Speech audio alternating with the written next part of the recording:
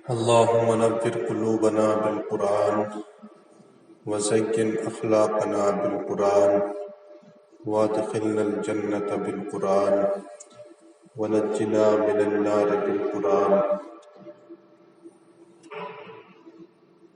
تمام حمد و ثنا، تعریف و توصیف اللہ جل مجدہ الکریم کی ذات بابرکات کے لیے ہے، جو خالق کائنات بھی ہے اور مالک شش جہاد بھی۔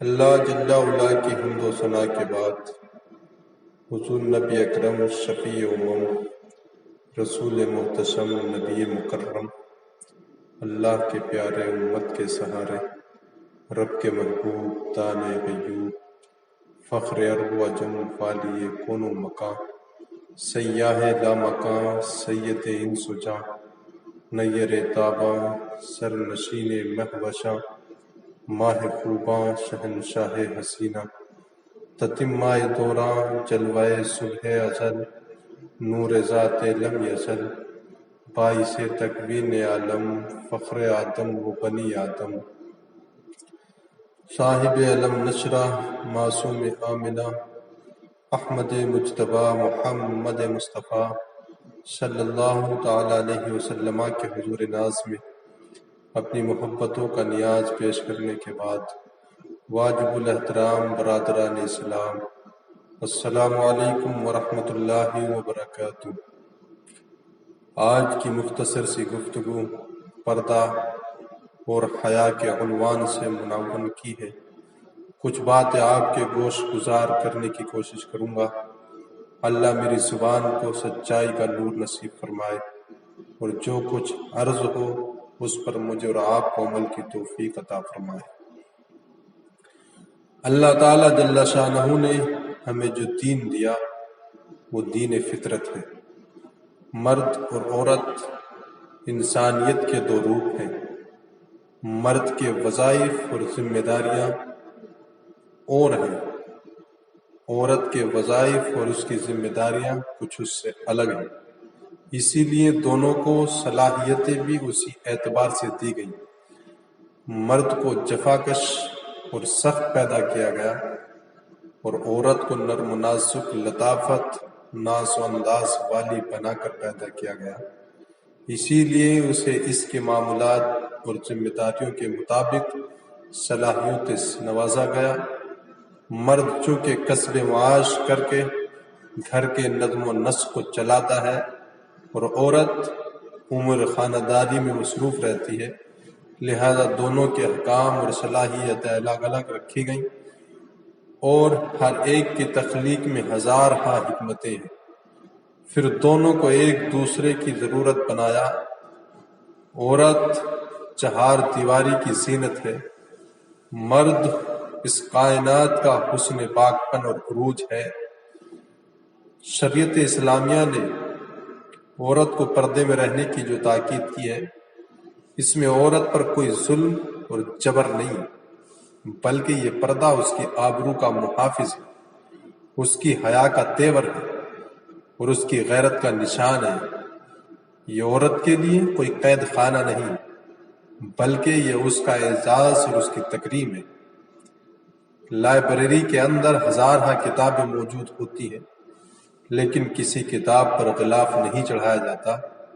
قرآن مجید اللہ کی کتاب ہے جو ساری کتابوں پر توفق اور مرتبہ رکھتی ہے اور عزت و احترام کے لائق ہے، تو اس کو غلاف میں لپیٹا جاتا ہے۔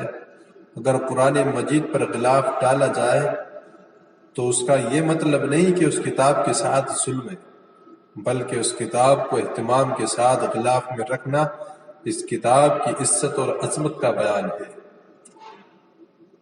اسی طرح اللہ نے عورت کو پردے کا جو حکم دیا، یہ عورت کی آبرو ہے۔ یہ بات ذہن میں رکھیں کہ ایسا نہیں ہے کہ مرد کو پردے کا حکم نہیں ہے، مرد کو بھی پردے کا حکم دیا گیا ہے اور عورت کو بھی پردے کی تاکید کی گئی۔ صرف پردے کی جو جگہ ہے اس میں فرق ہے۔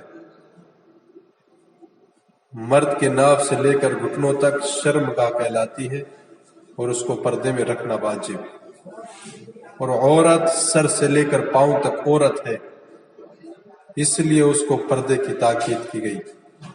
ایک زمانہ تھا مرد عورت کو اپنی خواہشات کی تکمیل کا کھلونا سمجھتا تھا اور اس کی آبرو اور عزت سے کھیل کر اس کی تذلیل کرتا تھا۔ افلاطون نے عورت کو از قبیل جن سے انسان ماننے سے انکار کیا۔ وہ کہتا ہے یہ انسان کی ہم شکل تو ضرور ہے لیکن انسان نہیں ہے۔ انسان کی ضرورت اور اس کی تسکین کے لیے اس کو پیدا کیا گیا ہے۔ یہ انسان کو جنم تو دیتی ہے لیکن یہ خود انسان نہیں۔ بدھ نے کہا عورت بدی کا سرچشمہ ہے۔ اتنی دیر تک اللہ کا قرب نہیں مل سکتا جتنی دیر عورت مرد کے ساتھ رہے گی، لیکن اسلام نے عورت کو بڑا اعلیٰ مرتبہ دیا۔ ہم دیکھتے ہیں بسا اوقات حضرت عائشہ صدیقہ سلام اللہ تعالی علیہا کے بستر پر حضور کو وحی آیا کرتی تھی۔ کہاں عورت بدی کا سرچشمہ قرار پاتی ہے اور کہاں حضور کو اپنی بیوی کے بستر پر وحی آتی تھی، بلکہ حضور علیہ السلام نے فرمایا مجھے تمہاری دنیا سے 3 چیزیں پسند ہیں۔ حبب الی من دنیاکم ثلاث الطیب والنساء وجعلت قرۃ عینی فی الصلاۃ۔ ایک خوشبو، دوسری منکوحہ عورتیں اور تیسری نماز جو میری آنکھوں کی ٹھنڈک ہے۔ تو عورت کو اسلام نے ہی مرتبہ دیا کیونکہ اسلام سے پہلے عورت کو لوگوں نے ایک کھلونا سمجھا اور اس کے ساتھ جو سلوک کیا وہ تاریخ سے چھپا ہوا نہیں۔ لیکن جب اسلام نے عورت کو عزت سے نوازا اور ماں، بہن، بیٹی کے روپ میں اس کو وقار کی مسرت پر بٹھایا گیا، وہی پرانے شکاری ایک نیا جال لے آئے۔